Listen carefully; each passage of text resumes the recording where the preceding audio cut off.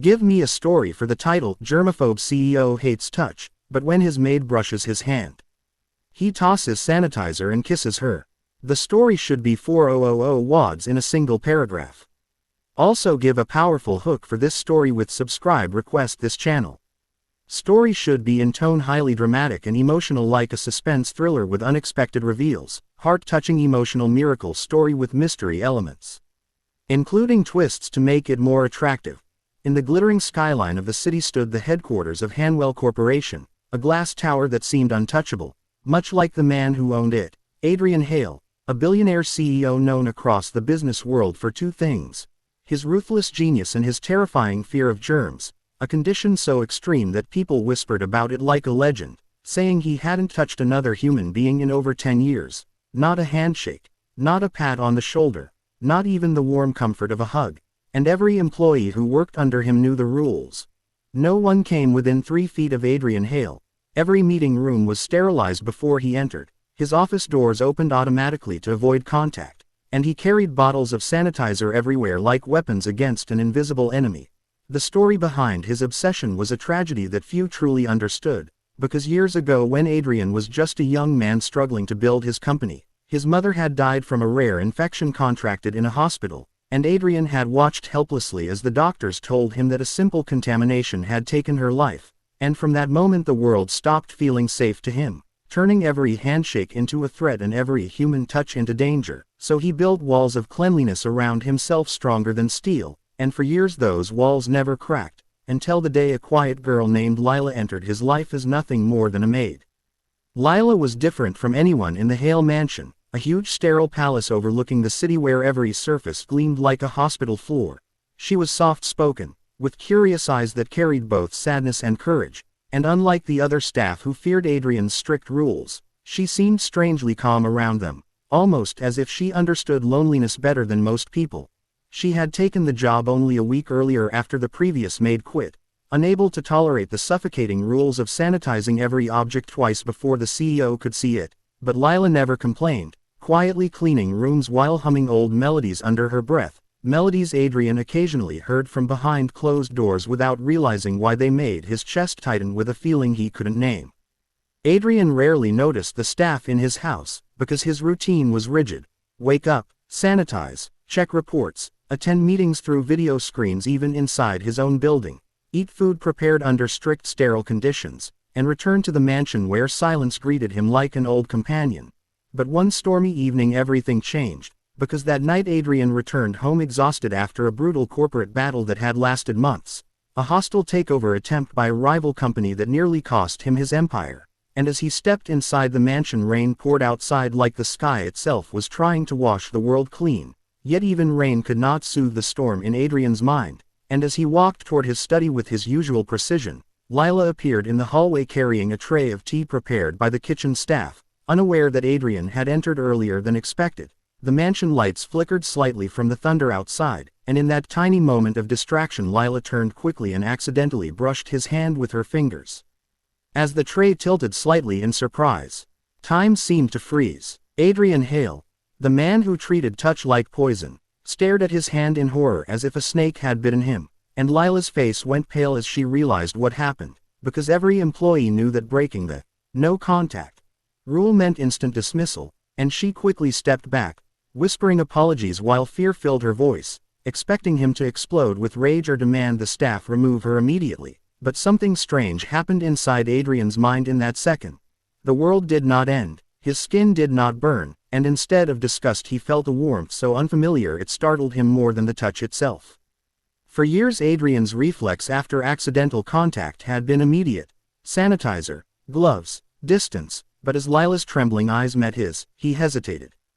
Then, almost mechanically, he reached into his pocket and grabbed his sanitizer bottle, yet instead of using it, he stared at it like it suddenly meant nothing, and with a motion that shocked even himself he tossed the bottle aside onto the polished floor where it rolled away in silence. Lila gasped softly, confused and frightened, because the rules she knew were collapsing right in front of her, and before either of them could understand what was happening Adrian stepped forward, lifted her chin gently with fingers that had not touched another person in a decade, and kissed her. The moment lasted only seconds but felt like a lifetime breaking open. and when he pulled away both of them stood frozen as thunder roared outside, as if the storm itself had witnessed something impossible. Adrian's mind raced in disbelief. What had he just done? The germaphobe billionaire who avoided touch like death had kissed a maid he barely knew. Lila stepped back slowly, her cheeks flushed with shock, whispering that she was sorry again, thinking perhaps the kiss had been a strange impulse born from stress, but Adrian's voice stopped her before she could run away. For the first time in years he sounded uncertain, asking quietly, why didn't it feel wrong? The question lingered between them like a secret door opening. Over the following days Adrian found himself noticing Lila everywhere in the mansion, hearing her soft humming again, watching the calm way she moved through rooms as if she belonged there more than anyone else, and something about her presence made the sterile halls feel less like a laboratory and more like a home. Yet with every passing moment another mystery grew stronger. Why did her touch not trigger the panic that every other human contact caused? Adrian secretly arranged medical tests on himself, convinced perhaps his condition had magically disappeared, but the results showed nothing unusual. His fear still existed, because when another employee accidentally brushed his sleeve days later he recoiled instantly and sanitized his hands repeatedly, proving the phobia remained as strong as ever. Only Lila seemed immune to it.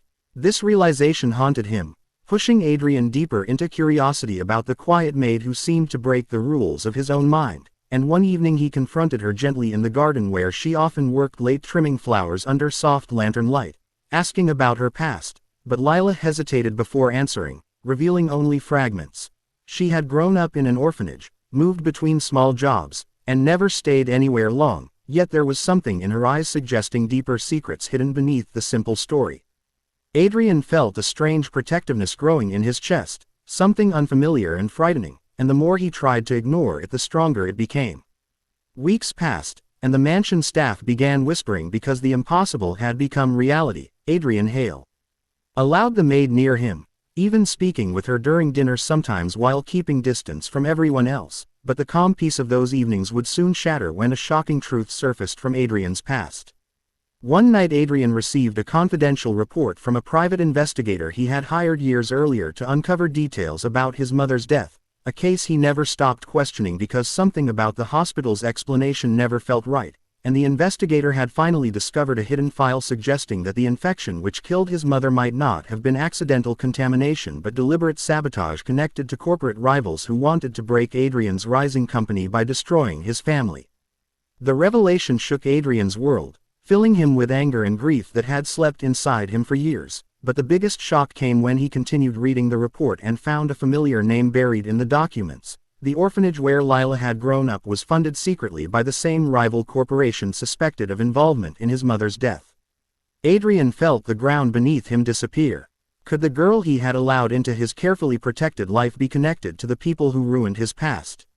Suspicion battled against the warmth he felt around her, creating a storm of doubt that grew stronger each day. And finally he confronted Lila with the evidence, expecting denial or fear, yet what he saw in her eyes was something far more heartbreaking, guilt mixed with sorrow.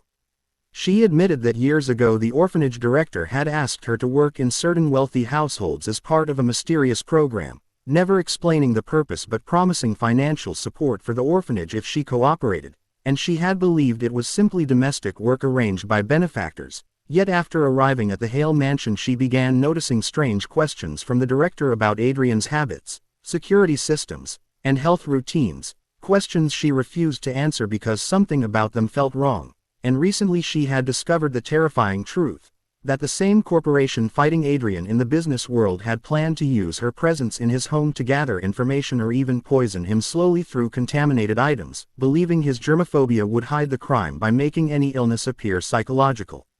Tears filled Lila's eyes as she confessed she had stayed silent at first because she feared losing the job that supported the orphanage children she loved like family, but after getting to know Adrian she could not bring herself to betray him, and the accidental touch that night had changed everything for her too. Adrian listened in stunned silence as the puzzle pieces aligned with frightening clarity: his mother's mysterious infection, the rival company's hostility, the orphanage funding, and Lila placed unknowingly in his home like a hidden weapon. Yet the greatest twist was still to come, because when Adrian asked why her touch alone did not trigger his phobia, Lila revealed something extraordinary she had discovered while researching his past. Years ago, Before his mother died, Adrian had volunteered at the same orphanage during a charity program, and one of the children he comforted during a severe illness outbreak had been a little girl terrified of doctors, Lila.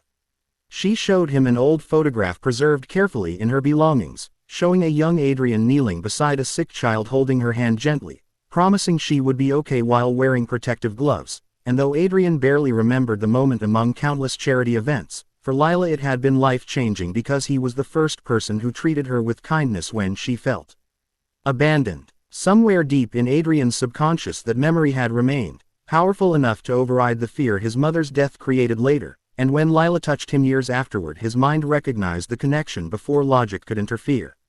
The revelation hit Adrian like a lightning strike of fate, turning their accidental meeting into something almost miraculous, as if destiny had guided the two broken people back together despite years of pain and manipulation.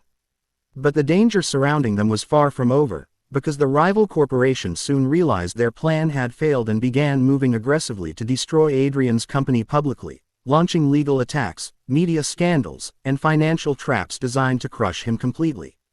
In the midst of this chaos, Lila made a bold decision that changed everything.